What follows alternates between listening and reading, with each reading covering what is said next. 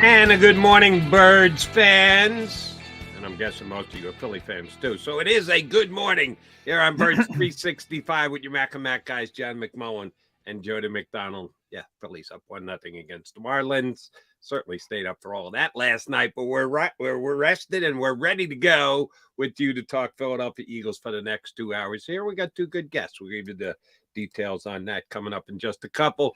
Johnny Mac, you had media availability for the two coordinators. I got a bunch of questions for you on that. Three coordinators. Don't forget Michael. Oh, shoot, did I forget Michael Clay? My apologies to my. Hey, I've gotten on Michael Clay's case because I think the Eagles special teams have not been good in previous seasons, and not sure he earned himself a contract extension this past offseason.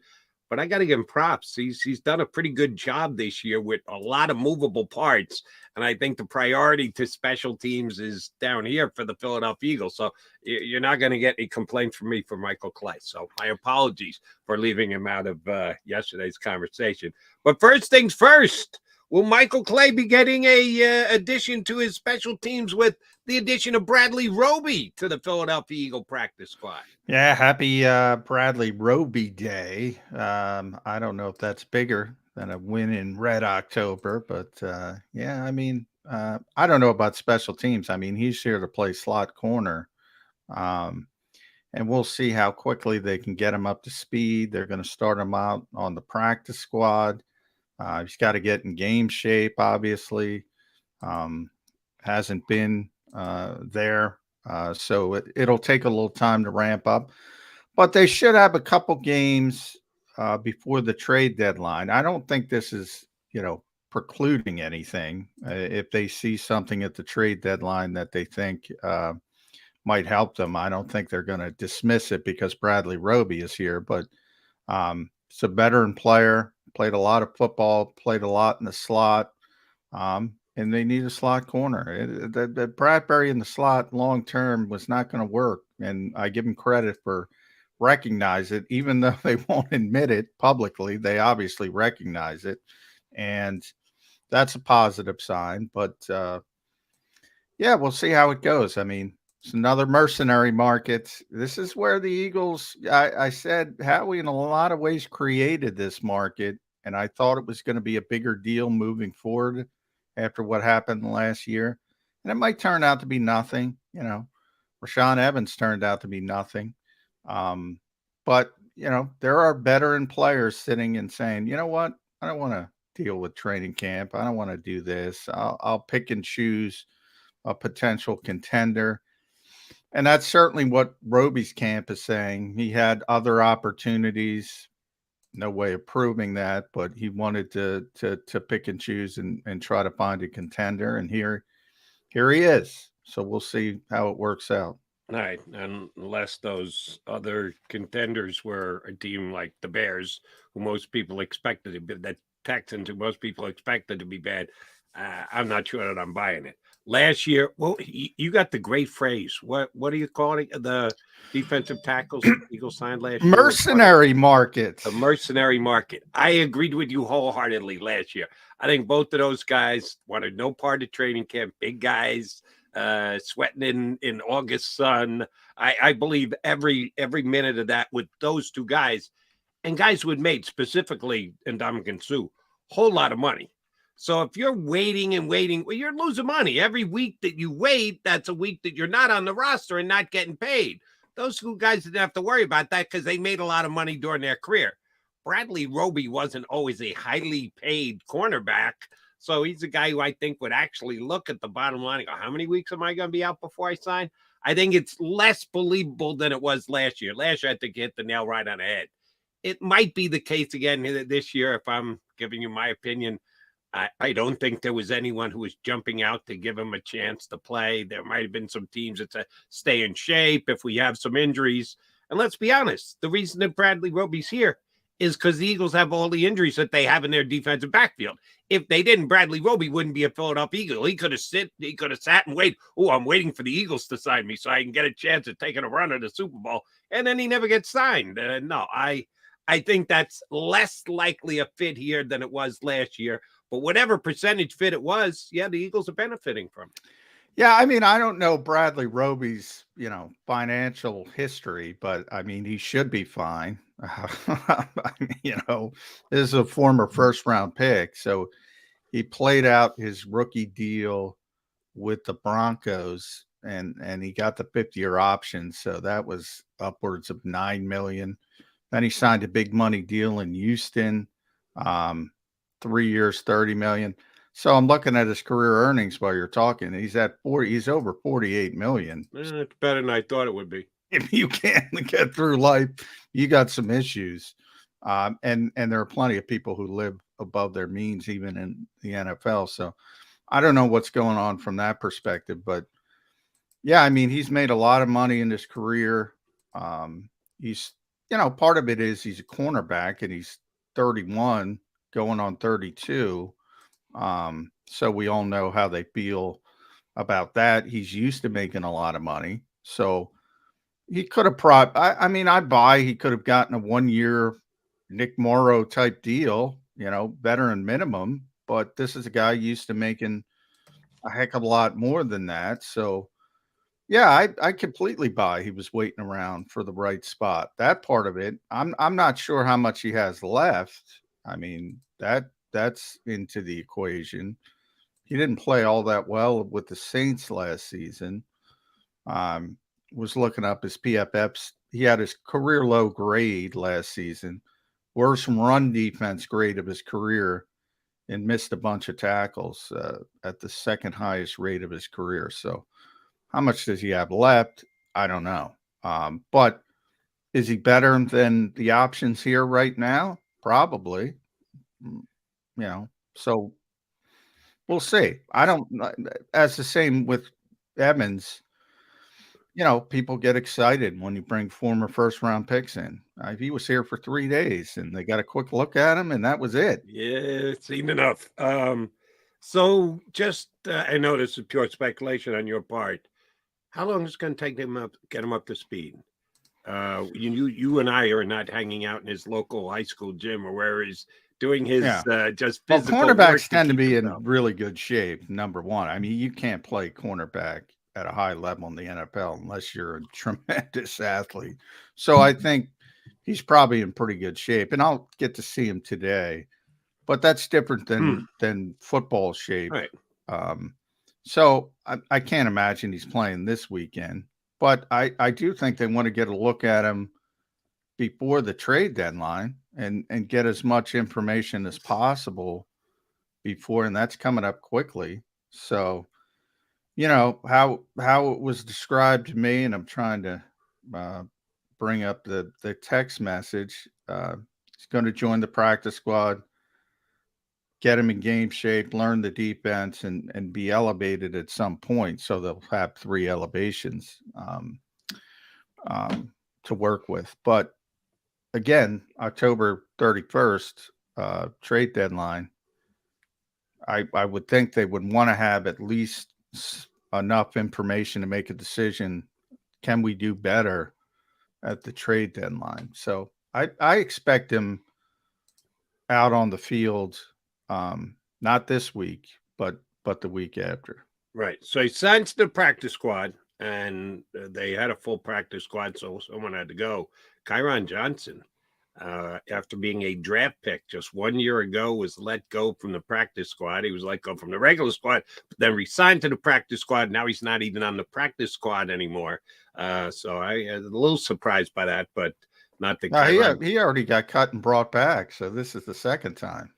So clearly he's, at the back end of the at the practice squad. Yeah, I mean they have a lot of edge rushers, and they tried him a little bit at all ball linebacker, which he played some all ball linebacker in college as well. But yeah, I mean they've already done that a couple times with him on the practice squad, sort of. So he might be back at some point, but clearly he's at the bottom level of the practice squad as well. So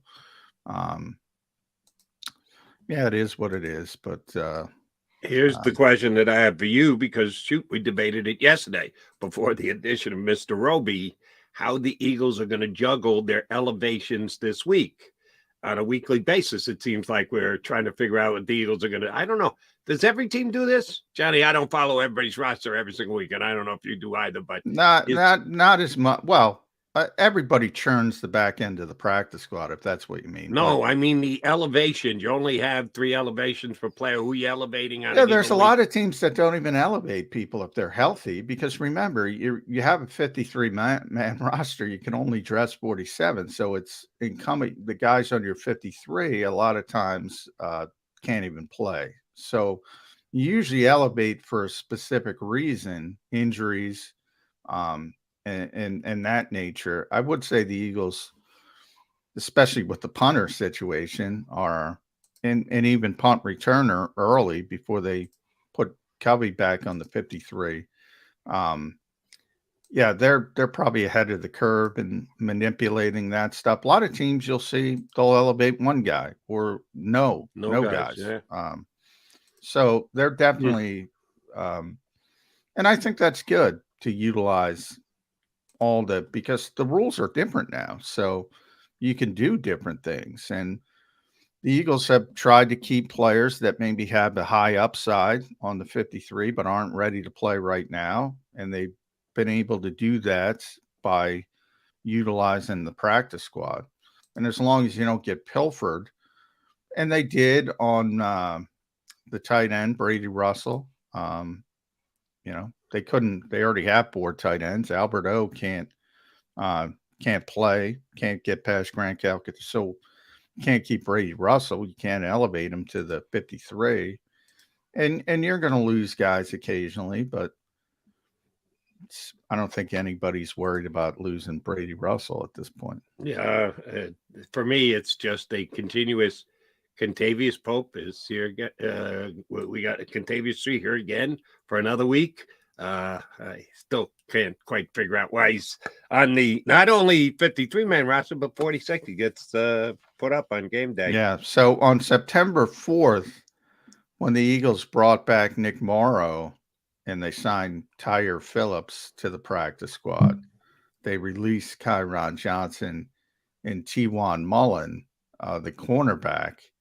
And they brought both of those guys back.